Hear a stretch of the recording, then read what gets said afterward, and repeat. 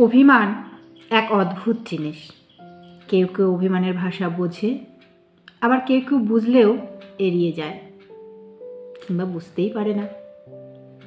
অভিমানের কারণ খুঁজে সেই অভিমান ভাঙানোর ইচ্ছে ঠিক কজনের থাকে বলুন তো?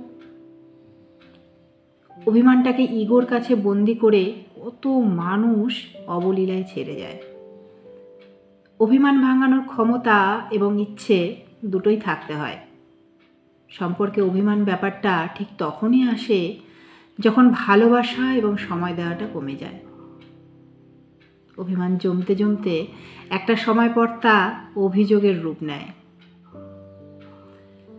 অভিমানে মায়া বাড়ে, ভালোবাসা বাড়ে, টান বাড়ে, তবে অভিমান না ভাঙালে কেবলই দূরত্ব বাড়ে। দূরত্ব বাড়তে বাড়তে এতটাই বিচ্ছিন্ন হয়ে যায় দুজন, যতটা দূরত্বে চলে গেলে আর কারো প্রতি হৃদয়ে বিন্দু মাত্র অনুভূতি থাকে না। সময় বদলায়, সেই সাথে অভিমানের রূপটাও পাল্টে যায়।